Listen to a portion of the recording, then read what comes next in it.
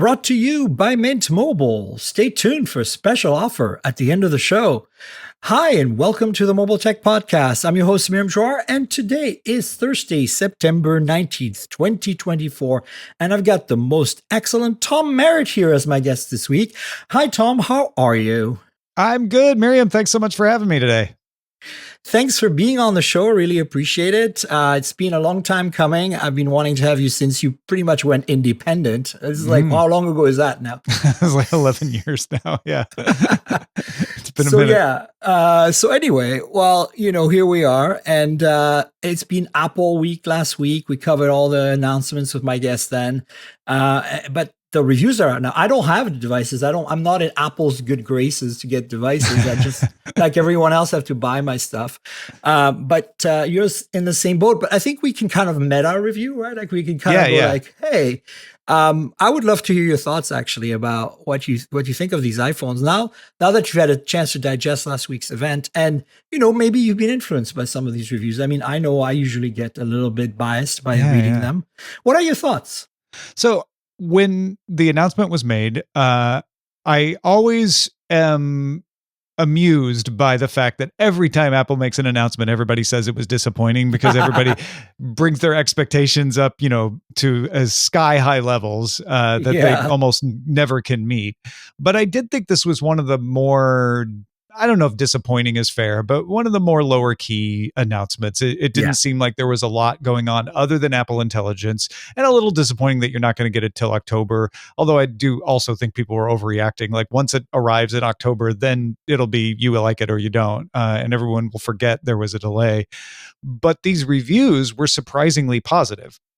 Now, they're very, very positive about the camera, and that is not as big of a deal for me. So I suspect that reviewers overrepresent camera enthusiasts to the general populace. But it did seem like camera and battery life were the two big things that people really were excited about with the reviews. And it did make me feel a little like, okay, maybe I was a little harder on it than I should have been. But I still don't think, if you have a 15, you need to be rushing out to get the 16. No, I agree with you. I think in general, all you said is pretty much on point. I think for me, the reason I think the cameras are so, important to a lot of reviewers is because that's what we hear from the users. Cameras, and battery life are the two things that they really care about. And I think, for us phone enthusiasts, I'm talking about myself, my audience, maybe you, I don't know how much of a phone enthusiast you are. But I feel like we look at it differently because we get to also look at the Android ecosystem, things like folding phones, and we look at things like fast charging that Apple is just starting to get. And, Samsung, same thing. Their phones are really slow charging compared to the competition, like what you see from OnePlus in the US. But even like all the Chinese makers out there, they're all running around 100 watts on their flagship. And that's kind of like par for the course. They have 50-watt wireless charging, and it's par for the course, and that's not a priority, I think, for people here because I think they've never experienced it. So, but battery life is a priority for everyone, everywhere. So is cameras. And I think, it's the same reason why the iPhone 16 and the 14 and the 15 and every iPhone since ProMotion, the 120 hertz thing, became available on the high-end phones. That's why they don't have it, because Apple looks at it as, this is not a feature our users are requesting unless they're pros. And I personally can't wrap my head around that. I have like a nothing CMF phone here, the $200 phone that is absolutely a superb device. And it's $200 and it's got a better display than the iPhone 16. Here it is for the Patreons. This screen is insanely good. It's 120 hertz. It's 1080p. It's OLED. It's got incredible viewing angle. Like I'm in bright, like I'm facing a window with view of the ocean right now. So I'm like in the sunlight, basically. Oh yeah. No, that's good. 2000 nits. It's the same as the iPhone. So I think when you see that for $200, you're like, for me, it's hard to say, like, how can Apple decide not to have 120 hertz on a regular iPhone, even if it's not a must-have feature. So I think that's the thing. Like, this going back to what you said about cameras, to you it doesn't matter, but I think to people it does. And obviously people don't care about the high refresh unless they've experienced it and they can see it. Some people can't. I personally find it a little smoother, but I can't like point my finger and say this is Yeah. necessarily better because I'm old. I don't know. What about you? Can you see? I think that says something about the iPhone's target audience right there. Yeah, I've got a Pixel Fold, and I really don't in day-to-day use notice a difference. It's not your first 120 hertz display, though, No, is it's not it? even the first I've had though. Right. And I think the first time I picked up a 120 hertz phone, I was looking for the difference, right? So you're like, Yeah. oh yeah, I think it's smoother. And I don't know if that's a placebo effect or not, I mean, but it just goes away when you're using it all the time. if you film at slow motion, you'll see the difference. Like, Yeah, there's no yeah. doubt that I think it's not so much that the flicker or anything. For me, it's more like the fluidity of the Yeah, the scrolling and smoothness. animations. And especially on the iPhone, because, Android phones can be laggy sometimes. So you might have 120 hertz refresh, but then your UI isn't running at the full frame rate because, something's preventing that. But Mhm. on iOS, generally everything is so slick. And that's why I think if you're used to a pro and you're back to a non-pro, you notice it simply because the animations feel less fluid. And I think it's not like something you can say, like, you have to put them side by side. Like, you can't just explicitly, as some people I think can detect it, but I can't, unless it's side by side. Then I'm like, oh yeah, Yeah, okay. yeah. I also think that we are getting to a world where people are hanging onto their phones 2 years and even 3 Yeah. fairly regularly. And some people longer, of course. There always have been, but the middle of the bell curve is now 2 to 3 years. In which case, these new versions of the phones really can just be spec upgrades and be a compelling upgrade for somebody who's on a 13, right? Because there's such a big jump from that. Yeah, for sure. I think, first of all, I'm a big fan of Allison's reviews on The Verge. And she's a friend of mine. But I also feel like if you're buying an iPhone today and you're not like us, content creator or whatever, and you need the best of the best, I think that the 16 is one of the most compelling iPhones in recent times. Like, the every year you kind of look at it and go like, could I live with for me, it's like, could I live with the base model, right? Mhm. And I think this year I could totally live with the base model. Like, the telephoto and the 120 hertz are the only two things that I miss. And That supposed 25-hour battery life on the Max Plus or the well, Pro Max. I mean, the way I look at that is, I think you're right. That makes, but it's like video playback. Like, how does it actually, help you when you're like, uh, recording video and taking photos for, Instagram or whatever, if you're a creator or YouTuber, right? I think for me, it's really like, I'm on Android every day, like a Pixel Fold right now, the new one. I was on a Pixel 8 Pro. Like, my daily is always a Pixel or Nexus. So I was on 8 Pro. Now I'm a 9 Fold. I finally switched to a folding phone for the first time as a full-time thing. The OnePlus Open last year was the phone that made me really understand that that's what I wanted. But as much as I loved it, I still had my Pixel in my pocket. So I was kind of dual Android, which, Yeah, I mean, yeah. I always have multiple phones because I'm reviewing them, but Sure. but having two primaries was really weird for me. And so combining them into the Pixel 9 Pro Fold has been kind of awesome. No, I'm not going to lie. But that being said, my iPhone is in my bag for content creation. I use it for all video creation content I do, unless it's like I have to capture the moment instantly and then I pull out my Pixel and do a video quickly. But like, if I'm planning something, if I'm attending something, or if I'm recording a video at home, like, my big thing has always been to do all my content creation with phones, even from the early days. So all my product photography is done with phones, all my videos are shot with phones, et cetera, et cetera. So iPhone 15 Pro Max is what I have right now, and I hadn't upgraded in 4 years. I had a 12 before that, or 3 years, I guess. But now I'm actually thinking of getting the 16 Pro, not Max, the smaller one, because it has the better camera finally. And I don't need necessarily a big phone in terms of size and weight because it's in my bag. It's like, just, it's not in my pocket. I don't really care. And if you want to try out Apple Intelligence, it's on the base brand too, not just the Pros. Yeah. But I'm looking at getting the base Pro, while the 16 Pro, not the Max, simply because the cameras are the same now. And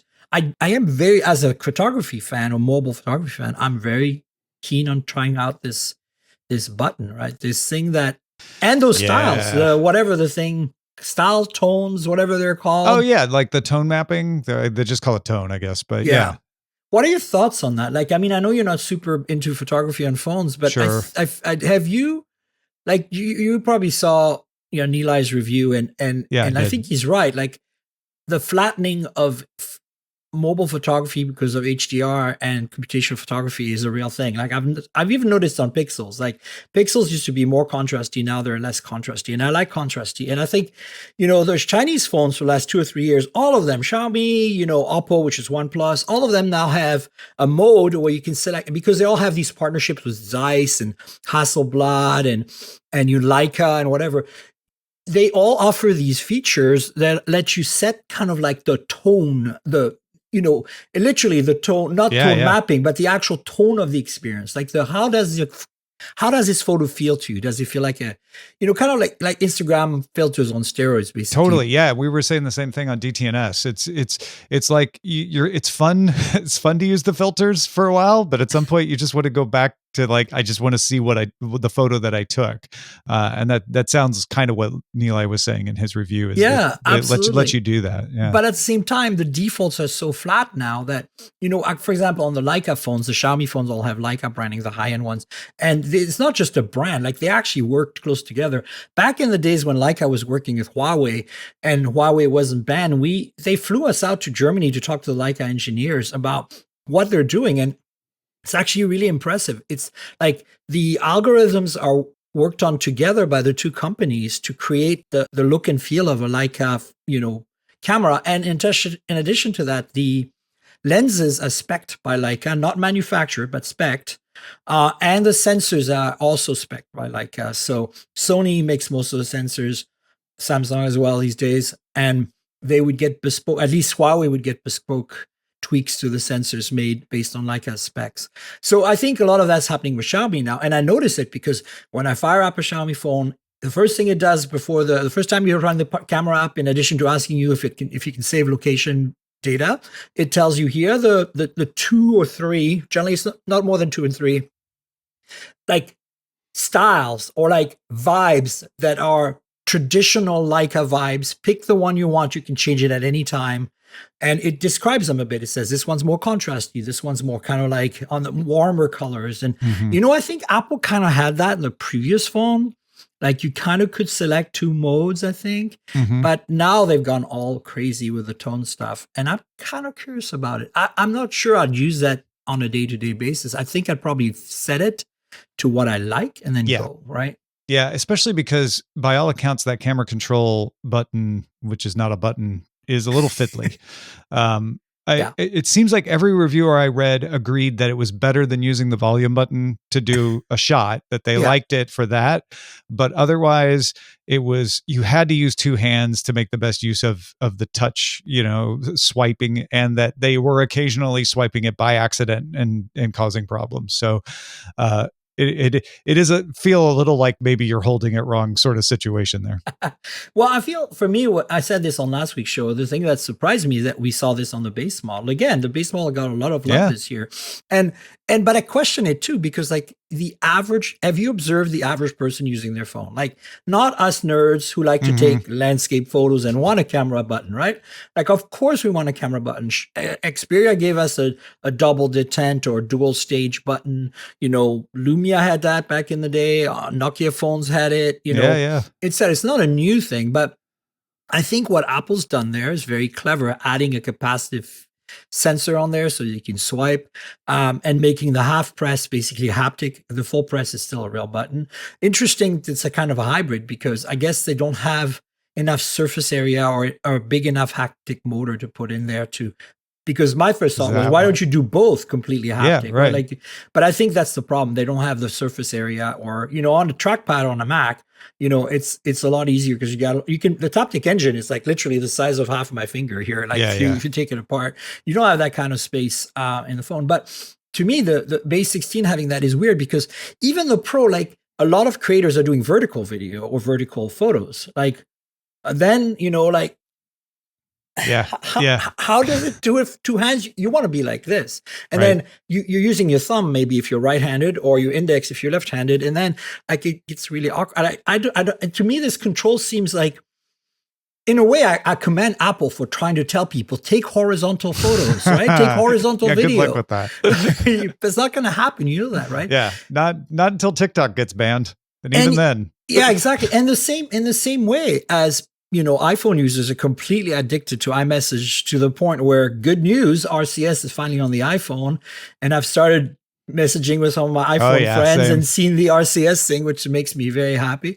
Jumped into every group chat that had an Android member in it. We're like, okay, let's try it. Let's do it. Finally. Yeah. But the point is, I think the average user is going to stay using the touchscreen for their phone stuff. They're already used to that experience, right? Like changing modes and stuff. Like I don't see them adopt. So that's why I'm like, not only is it weird that Apple added a button because it's unlike Apple, Because they're very unbuttoned. right? Yeah. They did it on the base model. And then Yeah. on top of that, is it really useful? Like, I mean, for the average person, like in the It same, feels over-engineered to me. It feels like the average person will use it as a button if they use it at all. And yeah, there'll be some pro users that mess with it, but I think from what I'm seeing, and I can't wait to try it out myself, a lot of people are going to find it easier to just do the settings on the touchscreen. yeah, If they're going to do it at absolutely. all. Yeah.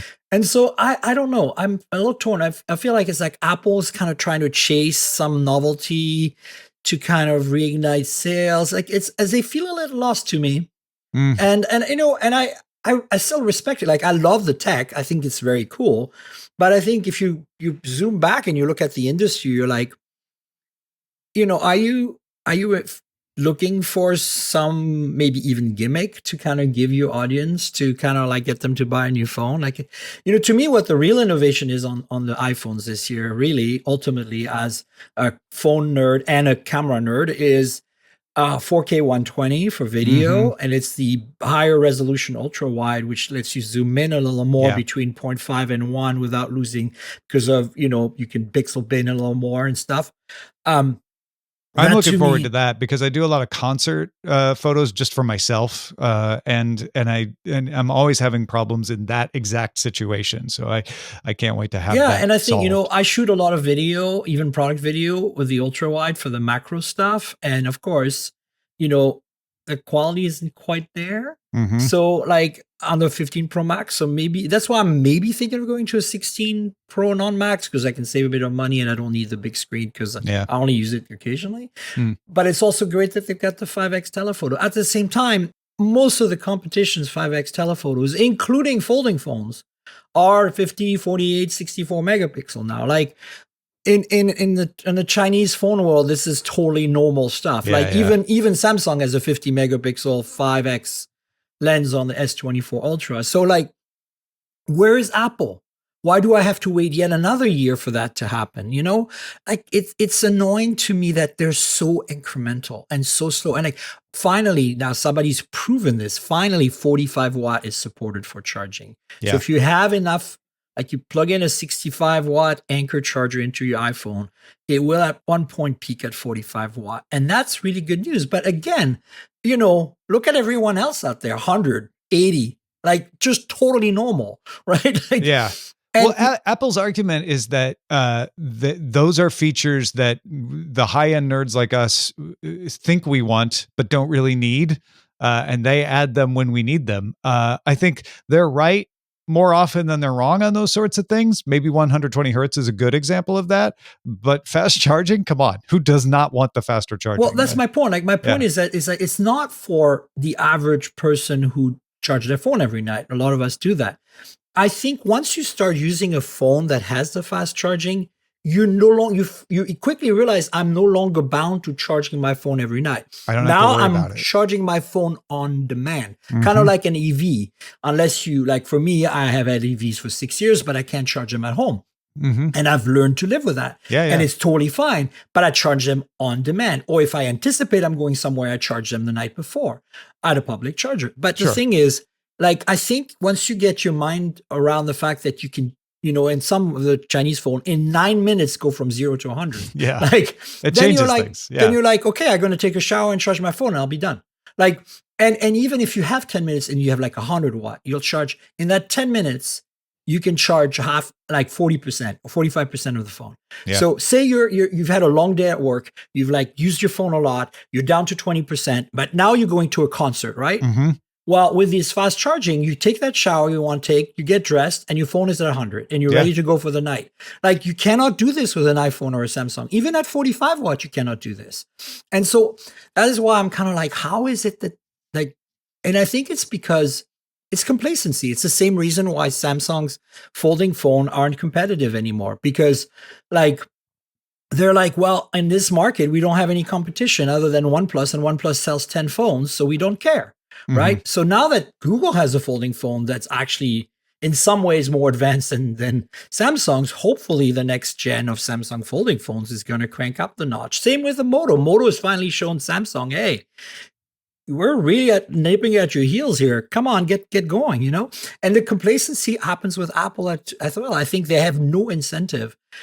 They're just trying new stuff with the camera button, but they have no incentive of really doing more than just iterating, basically, is what I'm saying. Yeah, and I think sometimes they're right to be complacent. I think they're right less often than they used to be, though. Right. And exactly. things like that camera control button are sort of the engineers making something that was really cool and finding a reason to put it in. It starts to look like that to me. But I also don't want them to stop. Like I want them to. Yeah. I don't want the hardware to be distilled to just a slab of glass with no buttons and no ports. That would be really boring, right? I mean, it'd be cool technically, unless you could do mind control. Brain computer interface getting better. Neuralink for the win. Get Elon in your brain. Awesome. Yeah. So I'm more of a fan of Synchron, but sure, okay, pick your BCI fan. I know. I was just trying to make a jab here, but anyway, no. The point. You're right, though. I think that I also don't want them to not do this because we're like, well, what's the use of this feature? Experimenting is good. Yeah. No, and true. I think that, it's already been announced that Oppo's flagship that's coming out in a few weeks, because it's coming out right after Snapdragon 8 Gen 4 comes out, and the schedule is been shifting forward because in China, it was Chinese New Year. They want to sell their phones in advance. Oh, yeah. It's already been confirmed. They have an action button or whatever, not action button, a camera control. Yeah. With a capacitive thing. So, and also they're doing the dynamic island. I mean, that's already happening on Honor phones. Like, I think, that's the thing. Like, Android at the same time copies, but also oftentimes innovates, and then it becomes a thing 5 years later on iPhones. Like, definitely. The folded periscope telephoto, the 5X that we got for the Pro Max last year, that's been around, on Oppo phones for 6 years now. Like the first. The 10X telephoto folded lens, I think, was on the Oppo Reno 10X, which came out in, I want to say 2016, 17. So it's been a while. But the point is, that's par for the course, right? There's a bit of a feedback loop there, and I kind of like that, actually. But any other thoughts? I mean, actually, I want to touch on one thing, and you touched on it, and I want to get more of your thoughts on that. The incomplete software thing, right? Like Google did it too, right? We did not get our Android version update alongside our new Pixels this year. Right. And I'm not upset about that, but it's a fact. In the same way as Samsung did not release all of their AI features and all the features they announced in January for the S24 line until later in the year. And some of them, I think we're still waiting for some of them. And we're still waiting for some features that they announced with the Pixel 8s last year. Oh, yeah. I believe. And so I am not so convinced that the Apple Intelligence is going to happen this fall. Like I feel that, like Nilay said, I feel like you should be buying this phone for the AI stuff. You should be buying this phone because you need a new phone right now, or you're really excited about the camera control, or you want that bigger ultra wide, or, whatever it might be. We've been joking that if you're on an older iPhone, you're buying a new battery and it comes with a free new phone. Exactly. Basically. Yeah, basically. Well, there's a bit of truth to that. I think you're right. And I'm a little concerned about this trend. And this trend has been very strong in other tech products for a long time now, not necessarily hardware products. We've seen it in software a lot. And we've seen it in EVs as well, where EVs ship incomplete and we'll fix it in software later. Tesla is kind of the poster child for that. Having owned 2 Teslas myself, I don't mind. It wasn't a big deal. But at times it's been a big deal, like when they removed the ultrasonic sensors and for an entire year, people couldn't get proper backup beeping sounds and stuff because, which just wasn't there because the software was missing for it. Or the fact that the Cybertruck still doesn't have autopilot. Not full self-driving. I'm talking just a basic autopilot. Yeah.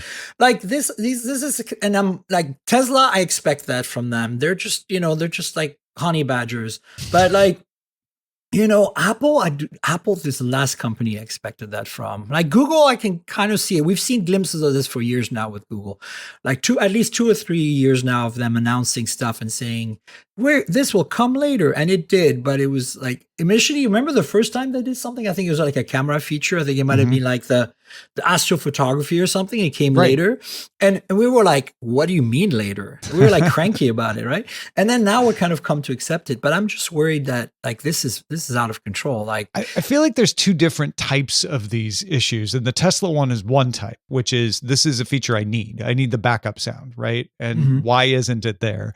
And then there's the features that they told us about. And psychologically, if they'd never told us about, we wouldn't miss them. And that's Apple Intelligence. If they hadn't told us this was coming, we would just be saying, doesn't seem like there's a lot of new features. And then they would, October surprise, we're giving you Apple Intelligence. So I think what they decided is let's tell people they're coming so they get excited. And it's really only the people who are paying close attention that will be disappointed that it's not there at launch. Everybody else will either get it and be like, oh, cool, I got more features, or they'll be buying it after the new features come along anyway, and it won't be a big deal. And I think I'm okay with that. I'm okay with software being shipped when it's an additional feature, not a necessary feature, Right, but yeah, an yeah. additional feature when it's ready versus always having to tie it to new hardware launch. I think that's okay. Yeah. It just plays mind games with us. I'm just worried that people are going to go out there and buy even a base iPhone 16, like because they've heard the AI features are coming Yeah. and they're excited about some of them, like make this text message more friendly. Like, I can be super cranky in my emails to PR people sometimes. And Theo, now my spouse and producer, is Yeah. like always telling me, listen, you Hit gotta that button. wait. You gotta wait 10 minutes. Uh-huh. You just wait 10 minutes. But I'd love to have that on Android. I Yeah. don't know. Actually, maybe it exists, and somebody, maybe There's some listeners, Gemini stuff. let that's me similar, know because I haven't played with Gemini enough. But I'd like to have an email like beautify or politify feature, or friendlify, because it's not. I'm not being rude. I'm just being a little curt. Yeah, soften the tone. Yeah, soften the tone because I'm like out with guns blazing. But I think is those people who are buying a base iPhone expecting these AI features. That's my concern, is that they shouldn't probably be buying a base. I would, if I were you, stick with your iPhone 14, 12, 13, whatever you have, even a 15 last year, because it wasn't that great of a phone. And wait till January and buy the iPhone. Like just wait till these features actually exist, because especially if you're waiting on your language support, because you're not going to get that till next year anyway. Well, yeah, and if imagine if they come out in May, are you going to buy a new iPhone in May when another iPhone is coming in September? No, like I mean, people that's do. not smart. Well, I don't know. Yeah, you're right. I guess they do. I don't. They sell iPhones I mean, sometimes year-round. you do because you have to, right? Like I think there's just a larger phone. percentage than we like to admit that don't pay attention at all, and they're like, I just need a new phone. My old or they broke their phone and they broke it, need they a lost phone. it, Yeah. or it's just getting old, and they're like, wow, it's my birthday's in May, so they got me a phone. Yeah, or like something stops working and it's just not worth fixing anymore. Yeah, like, right. Like I've had iPhones where the microphone stopped working or whatever, and then it was like the phone is like 4 years old, and you're like, okay, well, it's time to upgrade. Yeah. But I think it's interesting, and what I'm saying is basically I have mixed feelings about it. I'm not opposed to it, but I'm also like, and I also feel like the media, AI is just such a weird, like, and I know this is Apple Intelligence, not AI, or whatever. Still AI. It's AI. But I also know that it's like AI is a mixed bag in the eyes of a lot of people, just because they don't understand it, or because the media, we've been overhyping it too much. I certainly haven't, but a lot of people have. A lot of people have, absolutely, in the creators world. And so that's the other reason. Like I'm really want people, especially my audience is tech savvy, but if you have somebody in your family that is not tech savvy and they're like AI, like get them to hold their horses, and they might not need to spend money on a new iPhone if they don't need a new iPhone right now. I'm with you. Like, that's what I'm don't upgrade for Apple Intelligence. Don't upgrade for Gemini, for that matter. Exactly. Just take those as fun new features when you do need a new phone. I'm with you on that. But the reality is Gemini runs on pretty much any Android phone with Android 15 right now. So like I have it installed on this Nothing CMF phone 1 and it works just fine. Now does it I'd take advantage of the NPUs? No, because this is like a Dimensity 7300 MediaTek. It has NPUs, but they're not, I don't think that they're supported by Gemini. And on Qualcomm chips, and on Tensor chips, I think Gemini runs fine on the Pixel 8a, runs fine on the last year's Pixels, probably runs fine on 7 Yeah, I've Pro. got last year's Pixel Fold. It runs fine on that. Yeah, there you go. So, and that's G2, so that's 2 generations back. Yeah. So my point is like, just don't necessarily go out and buy an iPhone if you don't need it to be. Like if your battery isn't dying and you're not super excited about the ultra wide on the Pro or the 4K 120 or the button, the camera control thing. Yeah, more than ever, hold off. Do you want to talk a little bit about the earbuds? I'm very intrigued about as a person who worked in audio and video games for many years, audio is a big part of my life. And I'm a big fan of earbuds. I try to get my hands on pretty much every earbud made. And I haven't yet ordered a pair of AirPods 4. AirPods 4. Yeah. Yeah. And so I'm curious because, I'm a big fan of in-ear canal with silicone tips. That's kind of the way I go. I come from the world of in-ear monitors, so I'm used to that. But I think a lot of people don't like having something in the ear. And the fact that they're doing ANC and it's relatively decent from the reviews I'm reading. Yeah, that was the other surprise of the reviews. I'm They're like, super tempted to just go out and buy a pair just to try that out and maybe return it because I'm not sure I ever want to keep AirPods as my main. Like I feel that the competition always does a better job. So I generally don't buy the Apple ones. I try them, but I don't buy them. Mm-hmm. Thoughts? I was surprised at how well they said the active noise cancellation works in open air. I mean, they're not over the ear, they're in your ear, but they're not sealed, right? Right, exactly. And it sounds like they work to dampen, right? They work to keep the music. So when there's no audio playing, you're not going to get that amazing, like, oh, the world just went away kind of feeling that you get with the sealed ear. But when you do have audio playing, by all accounts, that audio sounds richer and clearer and is not drowned out by street noises. And that to me that's a bit of a feat of engineering to be able to make that work. And I'm like you, I'm kind of curious to try it out for myself and see, when I'm walking my dog on a busy street, does it really work as well as those reviews are saying it does? Like I have this rule that, I'm wearing these Sony WX, whatever, the M5s. Mm-hmm. These are not my travel headphones. These are my headphones. And in this location, I live in 2 homes. So I have my Bayer Dynamics at my studio, which is all set up with a good mic and everything. And this is my kind of like around the house here. And it's nice because they're very versatile because right now I'm using them wired, so I have no delays. I don't have noise canceling turned on. They're completely passive because there's no noise in my apartment. It's fine. But I also can wear them with Bluetooth and ANC. So if I have to, whatever, there's construction and I want to dampen that. But I've always found that on airplanes, like I have an XM4 pair, the previous gen, because they fold. I prefer the folding design. For travel, I keep them in my bag at all times, always charged.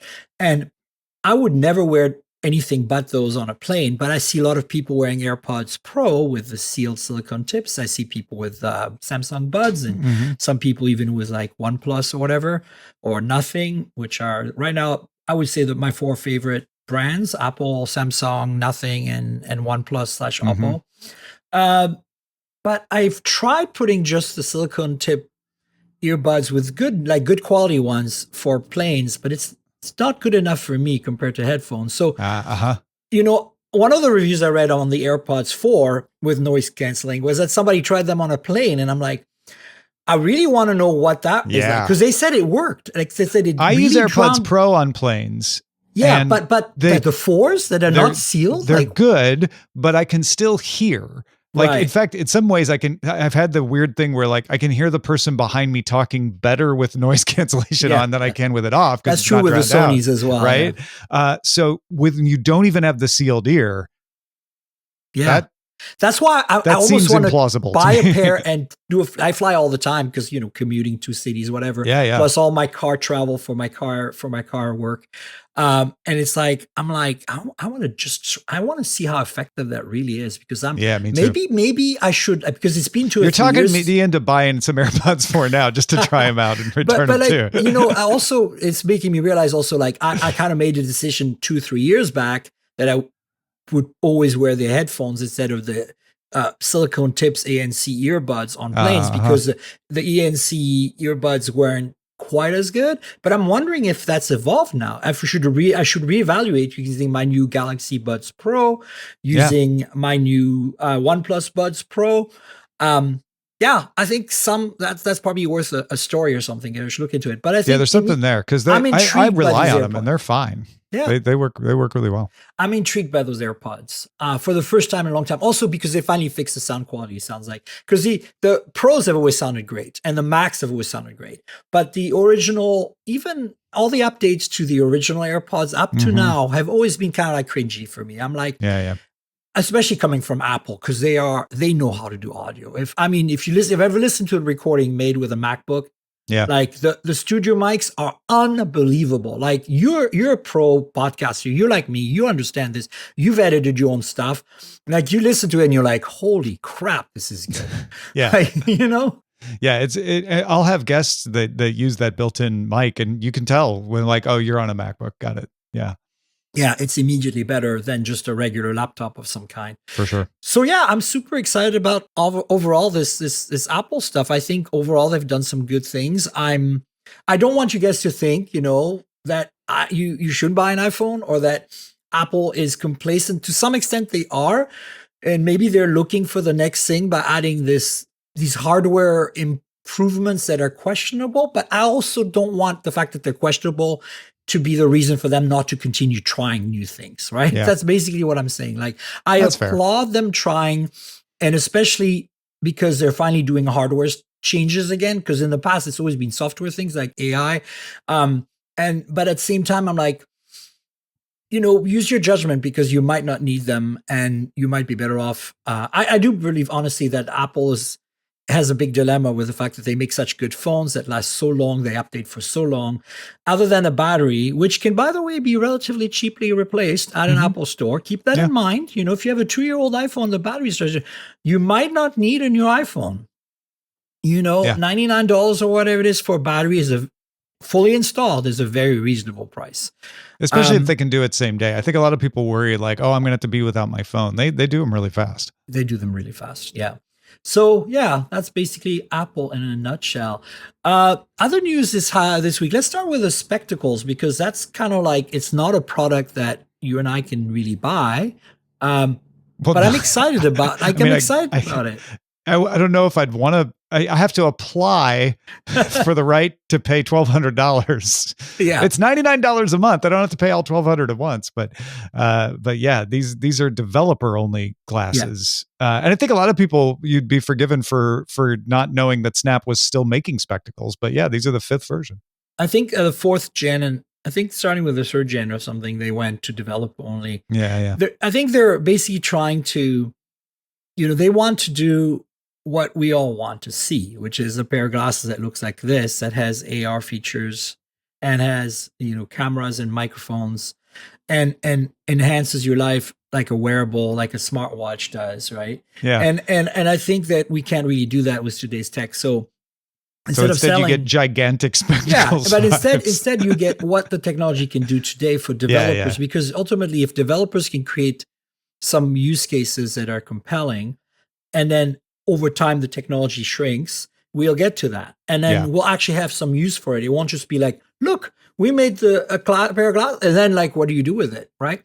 And so I've never been a big fan of Snapchat or Snap as a company, or Evan as a person, or whatever. Like, I've always been kind of like dismissive about the whole thing, but I have to give them credit for trying. And I think I prefer AR to VR myself. I think AR has a better chance to succeed. Yeah, or mixed, where you can do MR. some VR when you need to, but yeah. Yeah. So basically what I'm saying is that I'm more excited about that simply because of that.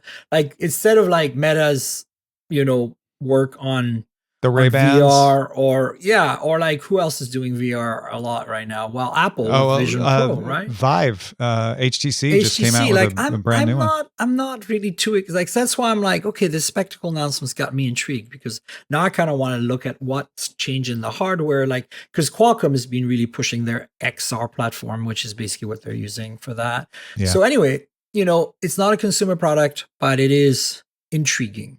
So kind of It is intriguing, and I wonder at what point we get the merging of the two paths. And I know there's more than two, but in this case, we got Snap making these very large. Look, they're not heavy apparently, but they're very large spectacles for developers to make better lenses, essentially, and AR stuff for Snap. And then you've got Meta making the Ray-Bans, which by all accounts, the second version that they're Oh, making it's are better. awesome. Yeah, Yeah, everybody that has them and they loves work them. I really almost well. bought my own pair, but I'm But just they're like, limited. They're limited. exactly. It's the voice assistant and the video and the image capture and like, hey, what am I looking at kind of thing.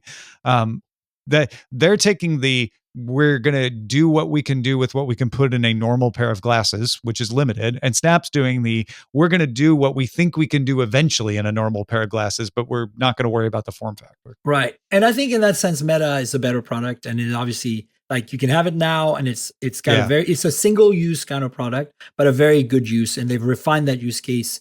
And unlike, I think their Quest, Oculus, whatever products that I mean, they're cool, but They're niche. They're they're still very neat. niche. And Yeah. I'm not sure. Like I could see them selling a lot more of those Ray-Bans, especially as they improve them. Yeah, and they just renewed their deal with SR Luxottica, so they're going to keep making Ray-Ban versions of them. It Awesome. seems like everybody's enjoying it. I want to see other brands too, like other of the Luxottica, whatever they're called, Yeah. brand like glasses. I don't know. Do they have like Chanel or Celine or whatever? I don't know. Who is under SR? So many. I don't even know. Yeah, it's. We can look it up. I'm gonna do a quick. Yeah, you do it. Go for it. Let's find out. Like Oakley is under them. Oh well, look at that. Yeah, Hut. Yeah, Oakley and Ray-Ban are their two highest end from this quick look, anyway. Right. Well, there you go. Oakley. Yeah, like have like the visor style. Like the kind of tech pro glasses. Yeah, would be great. Then they have licensing deals with Versace, Michael Kors, Prada, Coach. So yeah, you could get some Dolce and Gabbana. There you go, Dolce and Gabbana, Versace. That we're talking now. Yeah. I don't know. It'd be interesting because also there's this kind of influencer aspect here that they could really like leverage. If they had a Versace branded version, I bet you they could get a lot of. Oh yeah. Especially with an Instagram partnership of some kind, like they could really have something going there. So I don't know. I'm excited about this, and that's why I put it in. Like initially, I was like, "It's a new pair." Oh no, it's developers. Oh, look at that thing. It's not really, not really. It looks very dorky, and I didn't realize it was not. I was like, "What are they doing?" But now it makes a lot more sense. But I still think it's exciting.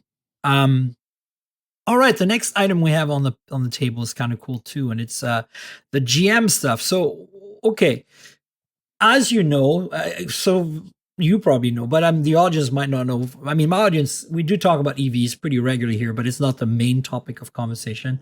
It's because I'm a fan and it's a bit of a hobby of mine, but of course also a bit of a job thing because I review EVs and car tech. But supercharger access is coming slowly to other companies and Tesla, EV makers that make EVs that are not Tesla. So the first one was Ford.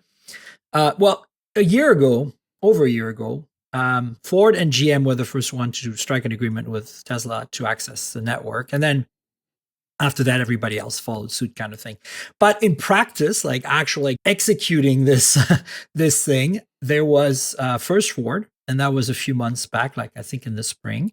And then we had Rivian shortly thereafter. And then it's been kind of quiet on the battlefront for quite a while. Now, part of the reason for that is because Elon had a fit and fired a big chunk of the supercharger team at one point. Apparently, 80% of the people have been rehired. This is kind of insider speculation that I'm hearing from a lot of people in the industry, which is good news for them. But also, some people got hired at other companies. So I think we might see better charging in other networks because they got hired by other networks. But the bottom line is GM was definitely going to be one of the early ones because they signed on early, yet it wasn't happening. So, you know, yesterday they issued a press release, and it's a done deal. If you have a General Motors EV, all the newer ones like Chevy Equinox EV, Blazer EV, Silverado EV, the pickup truck, the Hummers, all the Cadillac EVs, the Celestiq and the Lyriq, you will get a software update, and then you will have to sign up so that your account adds the supercharger network for payment, right? So that you can do the transaction. And in order for you to sign up for to be able to do the transaction, you need to buy the adapter. And so, whereas Ford and Rivian gave away the adapter for free for the first month, GM is charging you. So, and they say that you will void your warranty if you don't use their adapter. Okay, so that's kind of why I think this is an interesting topic, because here's my inside thought. You're going to be fine if you use other adapters. Just don't buy some Chinese, like, no-name brand. Buy A2Z. They're a very reputable Canadian brand that sells adapters for all kinds of electric stuff, and they've got a good reputation. Electron is another brand that you can trust. Like, now they're not going to be cheaper than the adapters from GM or Ford or Rivian, which, by the way, are all not made necessarily, but certified and engineered by Tesla, and then made by either Tesla or third-party suppliers. So I'm just saying, like, don't try to save money here, but because of availability is going to be difficult, you could use a third-party adapter if you can't find in stock the adapter you need. But apparently GM will somehow block you from joining the system, basically, unless you buy their adapter. So it's an upfront cost of like $220 or something, which is a bit of a hassle. I don't know why it's like putting a hurdle on something that's really, really helpful. Like, you're getting 17,500 superchargers. Like, that's a lot. And like, that's instantly more than doubling your ability to charge publicly, in terms of quantity. So it makes me wonder how much of a stake GM has in EVgo, or one of the, No, I think the reason is because I think what happened is Tesla could not, initially for Rivian and Ford, my understanding is that Tesla is the one who made the adapters, and they couldn't pump them out fast enough. They just didn't have and so a lot of Ford and Rivian people were kind of like upset, because they're like, well, I want to be able to supercharge, and you promised me a free adapter, and I signed up for it, and I'm ready to go, but I can't charge. And Rivian for like, we can't Tesla can't make them fast enough for us. So I think GM wanted to avoid that and have Tesla engineer. It's the same box, but they have a supplier of GM making it for them. Got it. And I think because of that, they're like, but it's costing us a lot of money to have this supplier ramp up production on this bespoke part. So we're just going to, and also we want to make sure that we don't have any warranty issues with third-party adapters. So how about I still think they should have given them away for free. And it slows down demand, so they're not exactly. They're so not I think, in that position. I think they should have given them away for free for sure. But the bottom line is, I've talked to a whole bunch of people that got the software update. Some people have been able to charge with third-party adapters, but they have to use a Tesla app to pay instead of being built in. And that what I'm talking about is, to order access to the built-in stuff, you need to buy the adapter officially from GM. That's, gotcha. I mean, well, stay tuned, because I think it's going to be interesting to see how this develops. Also, I'm getting a Cadillac Lyriq. When is it? Like in 2 weeks or something. So I've got all the adapters. So I'll be getting the official one from GM to try from the press people. And then I have the other two, the Electron and the A2Z. So I'll be able to check it out without having to spend money and tell you what it looks like. Let Miriam void her warranty. Don't void yours. I mean, I really don't care. It's a press car. I'll fiddle. I mean, I've used Ford and Rivian's with the A2Z adapter. The Electron adapter is brand new. It was announced yesterday. So I don't know. But some people have had early access to the Electron. Some EV YouTube reviewers like Tom Maloney have had access, and they've tested it and said it works just fine. There's no issues. So, all I'm saying is, this is exciting because you can now road trip in your EV I mean, you've always been able, like a lot of, there's this myth that you can't road trip in an EV, but it's actually not that hard, folks. I wrote an entire article on Tech Radar about that. Basically, walking you through, no matter, like Tesla is trivial, right? You can get a Tesla today and just punch in a destination and it'll take you there and you don't really have to worry about a thing. Like, unless you're going some super remote place, you pretty much guaranteed that there'll be a way to get there on their network. But it's not the case with all the other EVs. So I wrote a primer basically like, this is how you do it if you have a non-Tesla EV. And so check that out. So don't worry about road tripping an EV. It's not a big deal. But now it's even less of a big deal if you have a Ford or Rivian or a GM vehicle. And very, very strong rumors are floating around right now that Polestar and Volvo are next up. Like, we're talking days, potentially just a few weeks. So that excites me a lot because they make some of the best EVs. So, right now, really, in the gate scheme of EV land, at least for what's available outside of China, Tesla's still at the top, even though, I can't stand Elon and I've had many Teslas myself. They still make, in my opinion, the best EVs. Then there's Rivian, of course, fantastic. Lucid, great. But Lucid doesn't have supercharger access yet. Ford does a very good job. The Koreans, which all share the same platform, Genesis, Kia, and Hyundai have the eGMP platform. Amazing cars. All of them are great.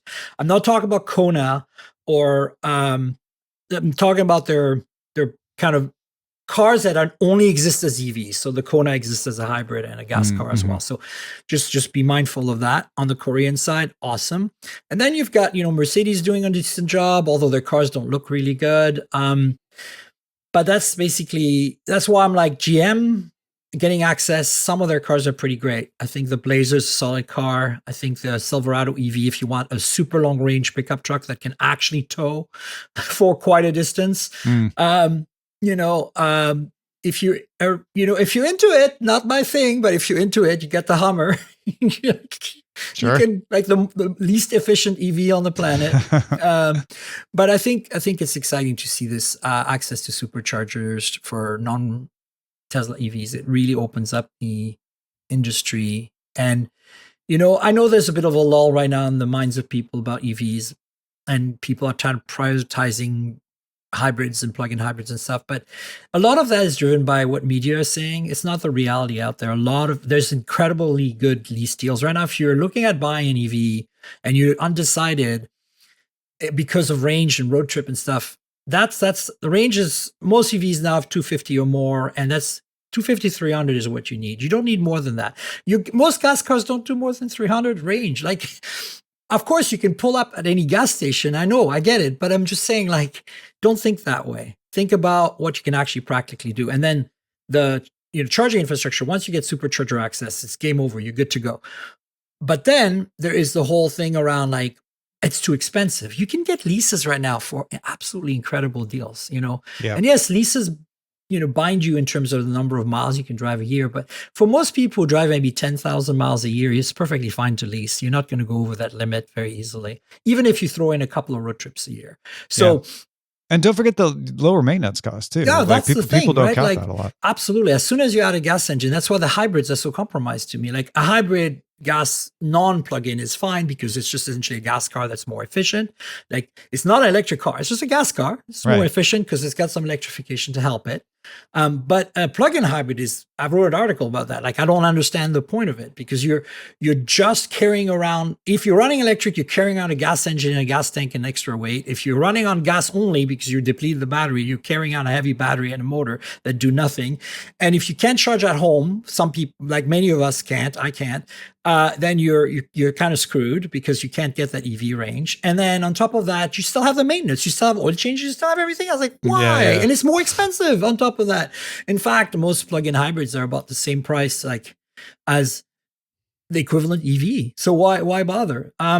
So yeah, good lease deals right now. And so, but I would say prioritize, obviously Tesla, if you can. Well, I personally don't want to give my money to Elon anymore, but if you're okay with that, also maybe buy a used Tesla. That way you don't feel too bad. It's, you get it for half price, and you're not really paying Elon because he's already been paid. And then definitely look at the ones that can do supercharging. Ford, General Motors, Rivian, if you can afford it, they make fantastic vehicles. They're a bit big though. And then if Polestar and Volvo get it, I really want the Koreans to get it though. If the Koreans get supercharging, oh my God. So that's kind of basically where we're at. And this is why this GM story is pretty exciting. Have you got an EV? I don't Are you know. looking at getting an EV? Yeah, we've been. That's probably the next time we need a car. We hold on to our cars forever. Long time, We're yeah. not terribly into the cars. We have a 2011 Audi and a 2014 Honda. You get the two opposite ends there. You have the reliability, maximum reliability versus, needs a lot of attention and love, but is fantastically fun to drive. German stuff. Exactly. Yeah, I got it. And we're getting to the point where we're going to have to replace the Audi, and it's going to be an EV. And we've been looking at the Hyundai actually as a potential. So I would guess that the fact that we're getting GM and very strong rumors that Polestar and Volvo are following means that Kia, Hyundai, Genesis were pretty late in announcing their partnership with Tesla, but I think we might see it before the end of the year. Because what I think is happening is the supercharged team has been replenished enough that they kind of function again. And so the deals are going through now. Yeah. And I think we're going to start seeing a bit of a landslide of deals happening. And I'm telling you, if you can get a Korean EV with supercharger access, you are in extremely good shape. Yeah. And for us, we probably would just be driving it around town anyway. So the supercharger access is not going to be as big of a deal for a while. It's just that perk, right? It's just knowing nice to have. Yeah. Knowing that comfortable, quiet, fast, relatively to a gas car, vehicle you just spent quite a bit of money on can actually be used for that one road trip you do where you drive from, like LA or to San Francisco or even LA to like Seattle. It's or totally Las Vegas, anything up and down I-5 is a total walk in the park on currently, even if you don't have supercharger access. But if you other than having to drive on the 5, but the supercharger right. No, but actually, the 5 in the north, like anything north of Reading is absolutely gorgeous. So you only have the half, if you're driving from LA to Seattle, only half of it is boring. Right. But my point is that the amount of supercharger is so plentiful that as a former Tesla owner, having done this trip as recently as like 2 months ago in my own Tesla, I just gave it up in July, the lease ended. It's to the point where you can actually be picky about which supercharger you want to stop at because there's a Target there, or there's that one coffee shop you really like. Like you can actually be like, you know what? You told me to go to this one, but there's one 10 miles later that I actually like better because they have that, cool taco truck that I like, That's great. And when you get to that point, you're like, okay, like when you can be picky about where you charge, I think you've arrived. So yeah. Couple of more items on the list today. So the Nothing Ear Open have been kind of announced at IFA briefly by a little event they had that I attended. Basically, these are the open, similar to the AirPods 4 earbuds from Nothing. It's their second. They've done a non-silicone tip version that didn't have ANC before. Now, I don't know if these have ANC, like we don't know any info, but if you are into Nothing earbuds, which as you know, I'm a big fan, they make some of the best earbuds. The Open are coming on September 24th. So we should know more. I will be getting a device. It's on its way. And if it has ANC, I'd be curious to let you know how it works out. And then I'm definitely going to buy a pair of AirPods 4 to compare because I'd like to know if this is becoming a thing, Tom, that we can buy non-silicone tips ANC earbuds. Yeah. Like, wow. Is that a trend? What is it that you like about Nothing's earbuds? Sound quality, fit. Basically, they're not the best at anything, but they're really affordable. Like their top of the line one, the third gen ear, just ear with no bracket next to them, are like less, I think $150, and they blow away like AirPods Pro 2. They blow away, like they basically, they hold their own against like the Galaxy Bud 3 Pro, which I think are probably the best right now. Or the OnePlus Buds Pro 3, which are also like up there now. So basically what I'm saying is that you have like for a lot less money, like $100 to $50 less, you're getting the same level of performance on ANC, battery life. You get possibly better sound depending on what kind of sound signature you like. Everything's tunable. They all have EQ that stays in the earbud, so it's fine. But out of the box, I feel like they sound really good. And then they're very lightweight and their fit is really, really comfortable. Plus, they look super cool because they're translucent. You can see all the electronics. Nothing in there is really and stuff. good with the design. Yeah, for sure. And then honestly, my favorite ones are the Ear A. I'm doing the bracket sign for those of you on not watching on Patreon. Those are even $50 cheaper and give you 90% of the experience of the Ear 3, but with a price reduction. And you lose wireless charging, which is not a huge deal, but you also gain, basically you have almost the same earbuds and like you get $50. And they come in this crazy yellow color that is like super awesome. So I'd find myself wearing them, those ones, the yellow ones, more than the actual higher end, more expensive ones, simply because they're almost the same. And I don't really use the wireless charging for my buds very often. So yeah. And then, OnePlus has done some pretty good stuff, especially with their latest Pro 3 models. And Samsung, I think, is really, I don't find the Samsung fit as well for me. I find that their design's a little ugly. Like, everybody now has copied Apple, but like Nothing and OnePlus are doing a good job at it, but the Galaxy Buds look a little weird to me. I feel like the Galaxy Buds are really just to sell to the person buying a Samsung that day. That's exactly what it is. And they're generally bundled in anyway.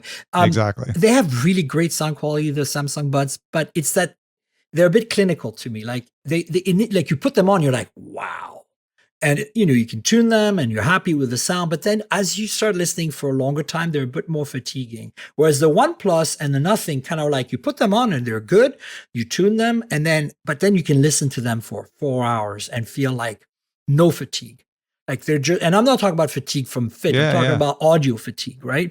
Uh-huh. And I think in that sense, the Samsungs are probably slightly better, but they just kind of wow you at first, and then you kind of like, I wish it wasn't so harsh here and there, and I can't tune that out. And then, whereas I guess it's a comparison. Like, I know it's a cliche because these are things that most people can't hear, but it's a cliche of, in the early days of CD players, people said CDs sounded great, but they sounded a little harsh. And then they kind of like the warm analog sound of records. Right. Like, I feel like the tuning on the OnePlus and the Nothing is more like that analog tuning, whereas the tuning on the Samsung is more of a digital kind of harsher sound. Gotcha. And you can EQ some of that. I'm not just talking about I'm talking about the general color of the driver, because you can tune stuff with EQ, but you can never quite get rid of like the personality of the driver, right? Yeah, there's a limit to what limit to what you can tune. So yeah, Nothing Ear Open coming soon. Keep an eye out of that. And then finally, we got 2 new phones from, the Chinese brand, Tecno this week. Folding phones. We got Phantom V Fold 2. That's it. And a V Flip 2. And those are pretty affordable. $699 for the Flip, which is like the flip phones from Samsung and the Motorola ones.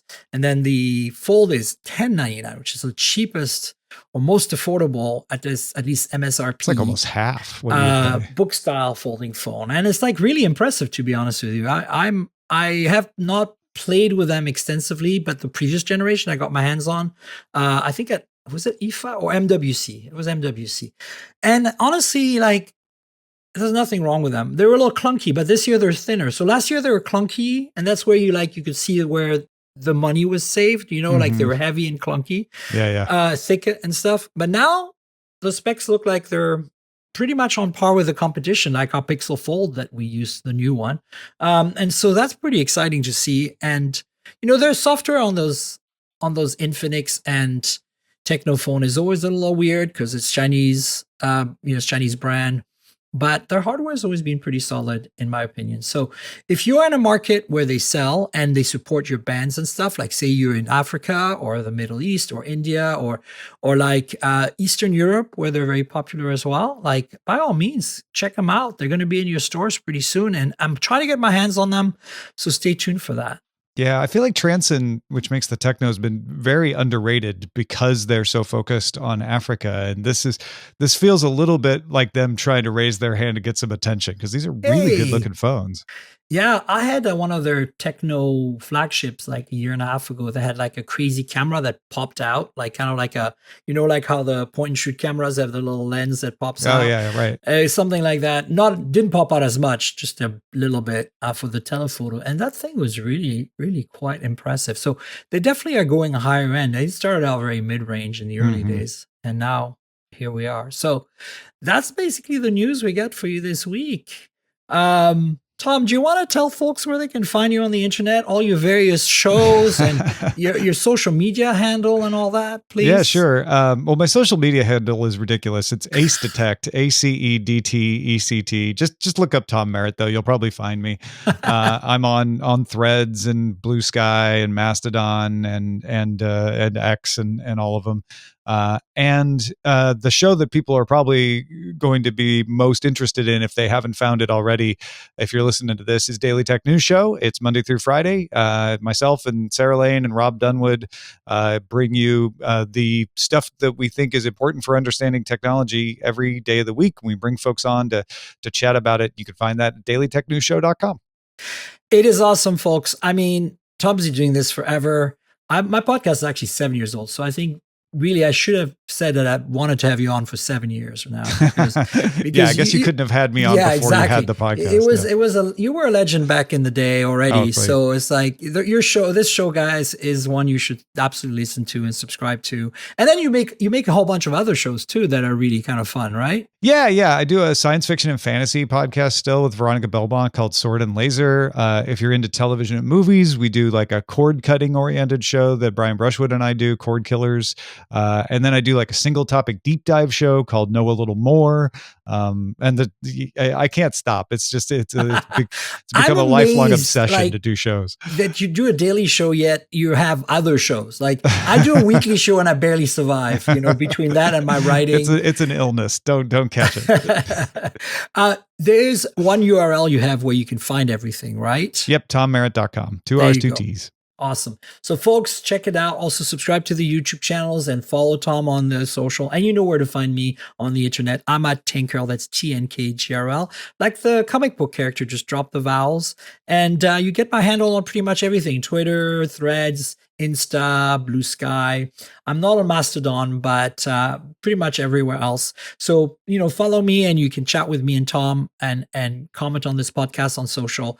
And then the podcast itself is at mobiletechpodcast.com. And you can subscribe on all the big platforms. We're available everywhere. So please tell your friends, please subscribe if you're here for the first time, and rate or review the show if the app that you use lets you rate or review. I'd appreciate that. There's a YouTube channel as well where I do some unboxing, some hands-ons, youtube.com/mobiletechpodcast. You know how YouTube works. So like, subscribe, tell your friends, click the bell, comment. You can comment about the episodes as well. I'm happy to answer questions there. And then, of course, there's a patreon.com/TNKGRL, just like my Twitter handle or whatever. So patreon.com/Tankrl. You can get a video version of this podcast where we sometimes show phones and you can see our faces, and there's extra content. Sometimes we go over time. There's bloopers, fun stuff like that. The FedEx guy showing up just in the middle of the podcast, all that fun stuff. So if you want to help me out, it's weekly. Of course, you get a show every week. You get it usually about a day in advance, and it's on video. And then you get the public audio version that drops like about a few hours later, basically. So consider helping out. $5 a month gives you every episode, and that's basically it. There's other tiers there for other things but basically that's the gist of it. So consider helping me out with Patreon. Patreon.com/TNKGRL. And if you don't want to do Patreon, there's a PayPal link in the show notes. Look at the show notes, click on the PayPal link, and you can donate me a coffee if you want, because I like my coffee. Look at the sunshine, it's coming. Ooh. Consider all that. And I want to thank our sponsor, Mint Mobile. So as you know, I'm constantly reviewing multiple phones, and while that's fun, it also means I'm constantly spending a lot of money for wireless service on multiple SIMs. That's where Mint Mobile comes in, and that's who I'm partnering with for today's podcast. If you also want to save money on your wireless service, switch to Mint Mobile. As tech-savvy early adopters, you've probably heard of Mint Mobile before, but let me quickly tell you how awesome their service is.